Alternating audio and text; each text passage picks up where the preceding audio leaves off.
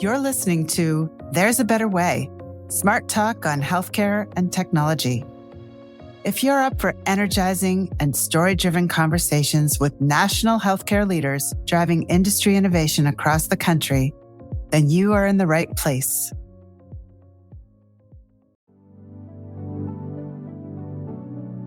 What does it mean for technology to, quote, work in healthcare?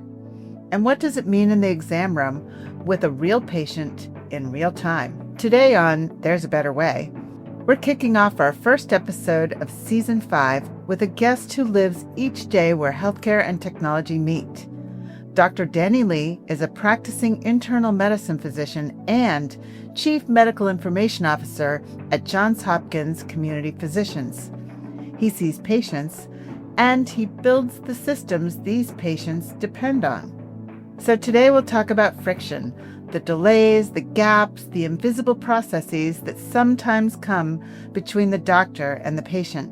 We'll dig into prior authorizations, the inbox problem no one talks about at the executive level, ambient AI, and what it looks like when technology gets out of the way and lets people do what people do best.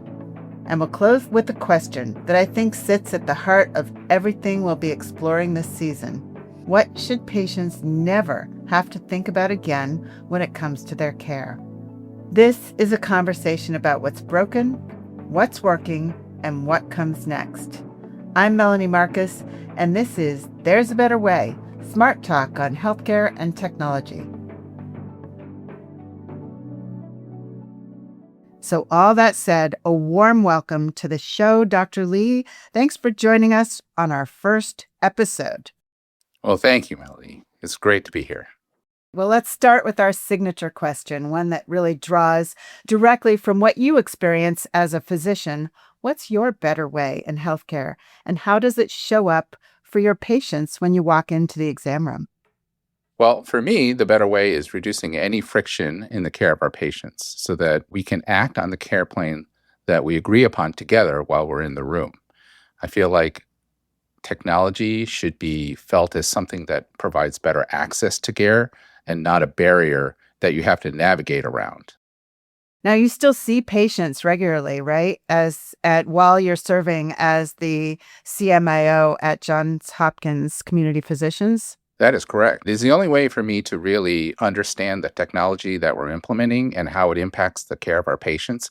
It also gives me some gravitas with our other providers so that I'm in the trenches with them, seeing patients, and I understand the frustrations that they feel. And when things are working well, I can see that in action. And when things are not working well, I can also witness that and bring that to our IT leadership and figure out solutions to make that better. For sure. Well, can you walk us through a little bit about how you got started and what brought you to combine medical practice and technology? Sure. I mean, probably it started with frustration. We were slowed down by the tools that weren't really designed for us in mind. And then I became a certified physician builder and realized that I could address some of the hangups and the issues that clinicians were facing by working within the EMR and building tools that help take better care of our patients. Well, so then that leads straight to another question, like how does being accountable for patients face-to-face in the exam room shape how you think about technology? Well, it keeps you honest for sure. I mean, if things don't work the way they're supposed to and you're feeling that frustration, the patients can also express their frustration when things aren't working well. We want to make sure that we're building decision support and systems that help us take better care of our patients and not get in the way of that. In contrast to that question, how does your role as CMIO inform your approach to patient care? Well, actually, I think it helps me be a better CMI by being involved in patient care as well. So I can understand what are the problems at the ground level that we're all facing, and then also understand where our systems are failing, if there are system-wide patterns that are something that are creating obstacles for our providers, as well as being able to then collect feedback from many of our providers and then raise those issues, elevate those issues to make the rest of the teams aware of the fixes that we need to implement. Sure. Are you a super user? I am. Yeah, I would imagine. I would imagine you are. Yeah. Yeah, I do a lot of listening. So my in basket's always filled with messages from providers who are frustrated by various things. And I try to read through the lines, right? Because some people read through my in basket and they're like, how do you do that? How do you take all this, what appears to be negative energy coming at you? And I look at it as not negative energy. I look at it as they're telling me something and I need to understand what they're telling me. And do patients give you feedback on technology? Oh, absolutely. I mean, we have patient committees that we try to include patients in many of our committees as possible. We have a patient representative. We also have a patient facing committee for each of our sites. So patients can give direct feedback of how things are working, whether it's the phone room or the MyChart messages or their visits with their providers or all of it. We collect all of it and we listen to our patients to help us evolve our practices to make it more patient friendly. What reminds you that healthcare is still deeply human, even with the promise of technology all around us? I go into an exam room with a patient. It is not about the technology, it's about the patient and what problem are they coming to me with and how do we solve that problem. It's all about human to human interaction. The technology has to be in service of that, not the other way around. I love that. That it makes so much sense. So you talked about friction in healthcare, and one thing that seems clear to me is that technology can either nurture trust and protect the doctor-patient relationship or sometimes quietly erode it. Let's explore a little bit more deeply by looking at the current friction points in healthcare and the impact it has on patients.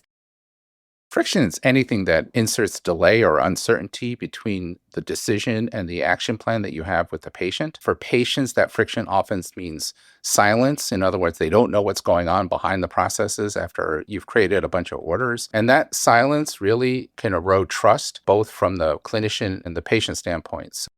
Are there examples of where you see the friction being addressed that are going well? One area that we've had a lot of success has been in our ambient AI documentation. That really reduces friction in the exam room. It makes the provider much more present during the visit with the patient. You're no longer focused on the computer. Instead, you're focused on the patient. And that, instead of looking at the screen, what are you looking at? Allows me not to look at the screen anymore. I can look at the patient. And then when I do look at something in the screen, if we're looking up something together, I will do it with the patient. So the patient is always involved in their care and what we're doing, and everything is transparent to them. Well, given that example, what lessons does it hold for us as an industry regarding how we solve the other points of friction in the service of patient care?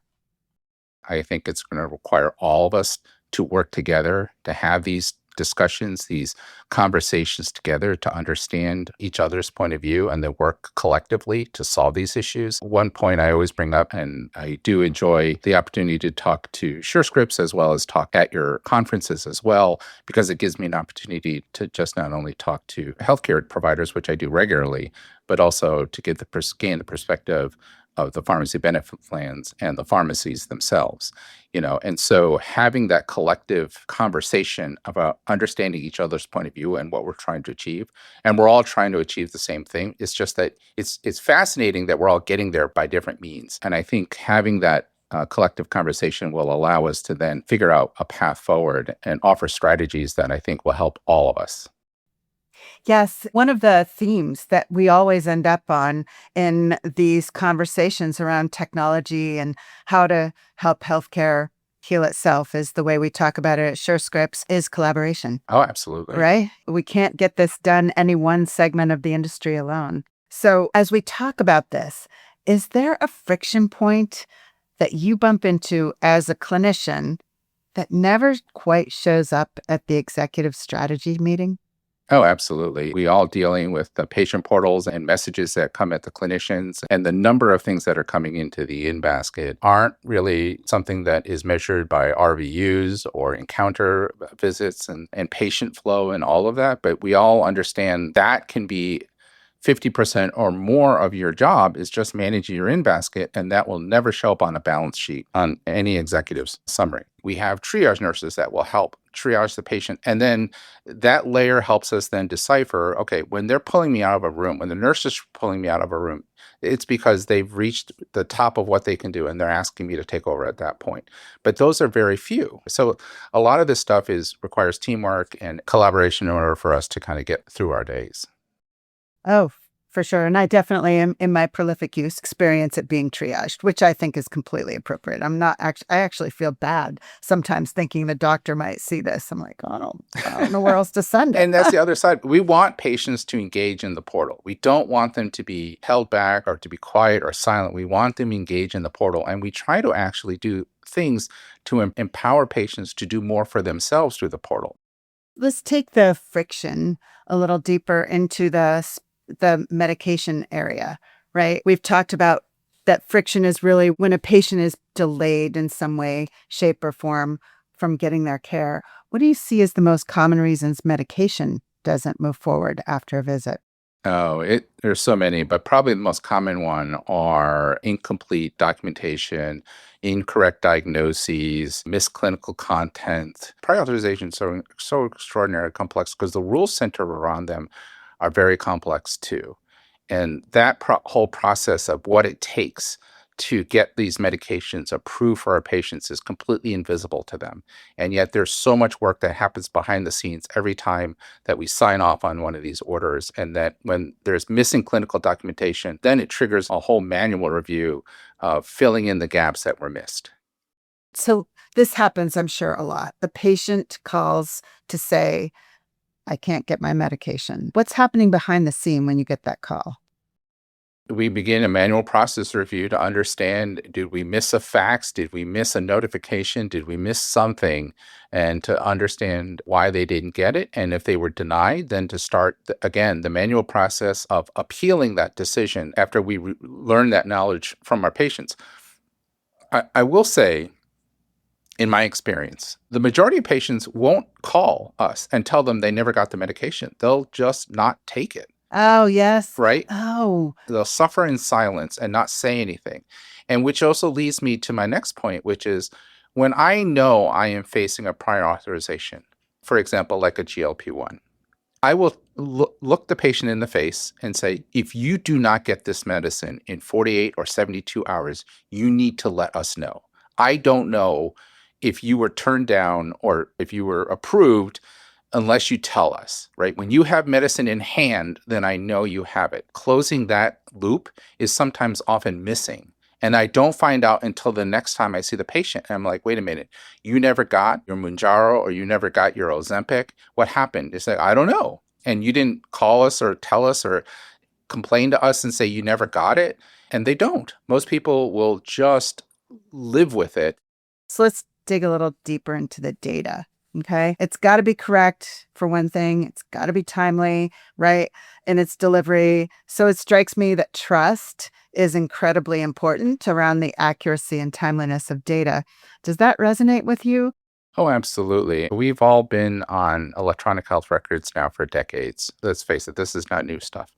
And we capture all of these things like diagnoses, lab values, prior medication histories as discrete values. These are not like natural language processing things. We know in the patient's chart what they've done, what they have, what their current problem list is, what their current therapies are, and what they've tried in the past.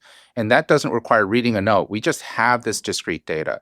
But we don't send that anywhere, right? At the time of prescribing, what you want is to package all of this stuff that we have and we've been capturing for years in an EMR. And why does it have to be a person? Just package it together and send it out. And then from the pharmacy benefit side of things, they too have a process where they have to have a person who has to review it, etc. And so what if we could just check all the boxes? And then from the pharmacy benefit side, yes, say they've checked all the boxes and just approve the medication. Because eventually what ends up happening is if we do a human-to-human review, they will approve it because we've already filled in the boxes and something was missed in the prior authorization process. So let's talk about AI. We trust the data. We can't have a conversation about technology and healthcare, data, anything without talking about AI, right? So, from your perspective, where is AI genuinely helping healthcare right now? Right now, in the ambient nodes, it's been a huge burden reduction for our providers. Hear from them regularly about how much this technology has impacted their day, impacted their lives, allowed them to go home on time, not log in on the weekends to complete notes. Just the reduction in burden that they feel, that mental fatigue of carrying that in your head until you finally write the note, has been alleviated. So that part has been good. The next part of it is, with our implementation of AI, is also AI driven clinical decision support at the time that you're seeing patients as well. That's offering you real time clinical decision making tools that are from a trusted source. So for us, right now, we have a partnership with our vendor as well as UpToDate, and we're getting that source of truth made present to the providers. So again, it's all of these little things that happen that really impact the care of our patients, but also deliver the information that is actually relevant to the visit because it's using the ambient conversation to drive the clinical decision that's being put in front of the provider. So it's not some arbitrary, like, best practice alert that fires when you don't want it. You don't even understand why it's firing for you. Instead, it's tailored and it's curated to the conversation you're having with the patient.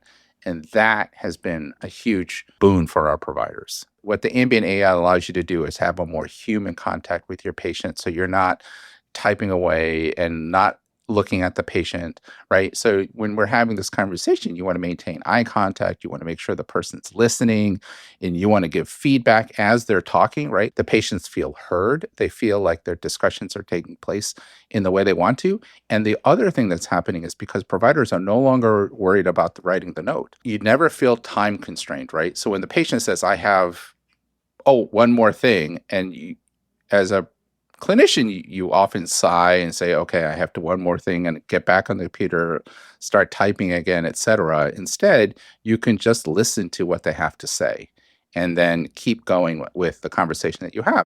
That I want to like put a pin in it because I mean, I've done a lot of reading and work, and as we all are, in AI. And one author, I wish I could tell you the name right now, but talks about technology overall has evolved to a place before AI where it has taken the human out. It's just like we're all working on technology, and AI actually used right can put the human back in That's right. and allow it. And you just gave the best use case for bringing the human back using AI. So that was great.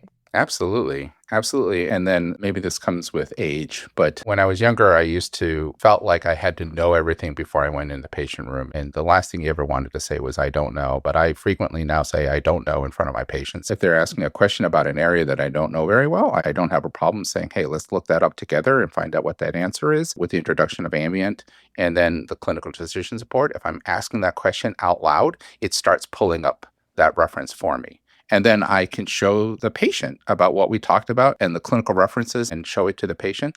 And it gives the patient further feeling of trust that we're talking about what they want to talk about and we're addressing their concerns. And that we're not just pulling up something from Google, right? We're not pulling some arbitrary social media site where this thing is coming. We're doing cited information that have footnotes to journal articles and that they can understand that we're giving them really good, grounded, evidence-based answers.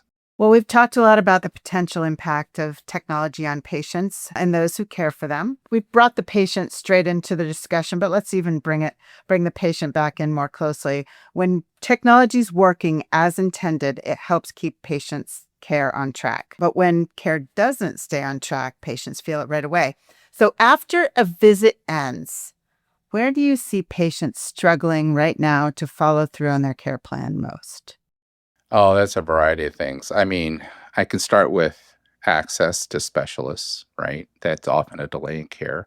We all work as hard as we can, and I'm not pointing fingers or blaming, but there aren't enough specialists for some areas of the country, and it could be long waits to see somebody. And that can be a struggle. And then finding alternatives for that person while they're waiting it can often be very frustrating.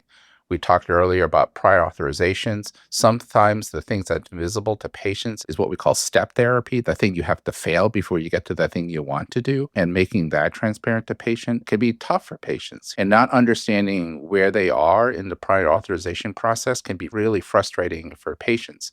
I've often wanted to, and I've said this in a number of venues, both in Epic and with SureScripts and with anyone else who listened to me blather on. I often use the interface of DoorDash, right? Or an order. You place an online order, it tells you where you're, like a Starbucks order. You put an order in Starbucks, it tells you somebody's working on your drink, and now your drink is ready for pickup, right? Like you're never in the dark about where your order is for your latte. And we need to do something like that with the prior authorization process. We need to say, okay, your medication was filled, the PBMs have it, here's the decision that they made. The pharmacy now has it, and now it's being dispensed, right? Like everybody wants to be like, there's all these stages, and none of us know what the other one is doing. It's completely opaque to the patient as well as the provider. I completely agree. We call that, I don't know why we call it the pizza tracker. I think the latte tracker is much better, but we call it a pizza tracker. Pizza tracker, exactly. But we have this interface right now in a variety of things that we do. We online order things. We order an Uber ride. It tells you when the driver's coming. Like, you know, the status of all this stuff that you do. You can watch them route, right? Exactly. And so we need more transparency on that. Right, right. So where do the handoffs? Because we talked about collaboration, about different is really key to being able to solve some of the issues in healthcare. And collaboration comes in the handoffs too, right? So where do the handoffs between clinicians, pharmacies, payers create the most friction for patients trying to move forward? Oh, there's a variety of places on that. I think we can all share a level of blame on that part of it. And I think, to what I said earlier, the ongoing dialogue between all parties involved is an important process to help knock those down as much as possible. But I don't have a simple answer for that because it's complicated. If you did, we would have fixed it by now, right? Exactly. If it was easy, it would have been fixed. If we could just pinpoint one thing. Yeah, I hear you on that. Well, looking back, what's one thing the system could do better to help patients actually complete the care plan you agree on together? Again, what I said earlier, just being more transparent in the process with our patients, having patients get a better idea of whatever order or medication or referral that we've placed is where it is in the process. Also, getting back to medications on appeals too. After the appeal process going on, let patients know that, hey, we hear you, we're appealing, and this is where we are. Right, right.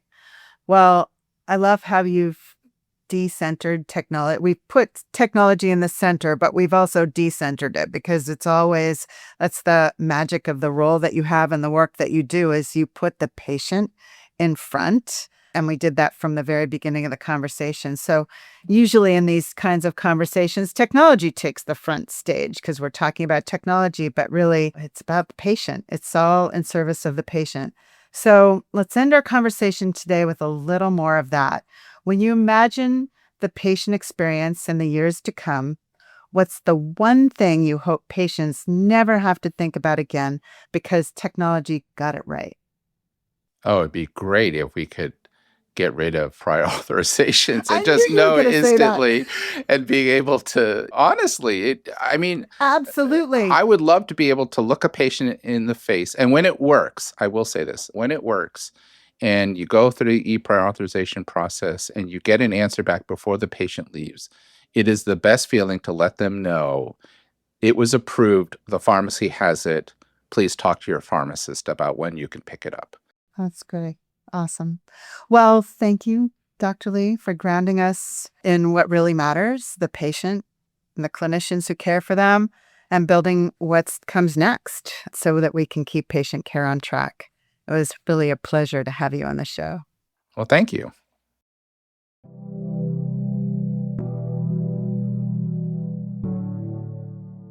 That was Dr. Danny Lee, a physician and chief medical information officer, and one of the most grounded voices I've heard who lives and works at the intersection of healthcare and technology. What struck me most is how consistently Dr. Lee came back to the exam room. For Dr. Lee, smart talk about healthcare and technology doesn't focus on the strategy meeting or the conference keynote or the slick sales pitch. It's focused on the actual exam room with the actual patient, and he called this his truth. And in this time of great enthusiasm around the potential of AI, it's good to hear a voice remind us that technology is only as good as what happens in the exam room. A few things really landed for me in this episode.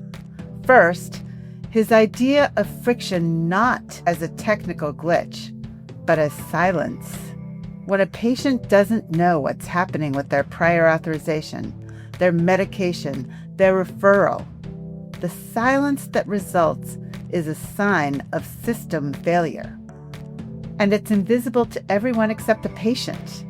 Often, as Dr. Lee told us, what ends up happening is the patients just don't take their medication. They suffer in silence. That's the human cost of friction. Second, we talked about AI. There's a notion that Ambia AI is just another productivity tool, but it's more than that. When the doctor doesn't have to type, when they can look the patient in the eye, when they can listen to understand without worrying about charting later, that's putting the human back in healthcare, as Dr. Lee put it so well. So I'll leave our listeners with this. The best technology is the technology patients never have to think about. That's the better way.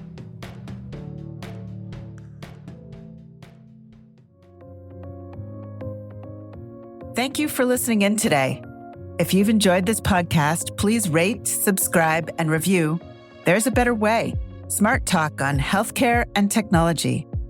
With your help, we'll be able to continue to bring great conversations to the fore and to the wider listening public.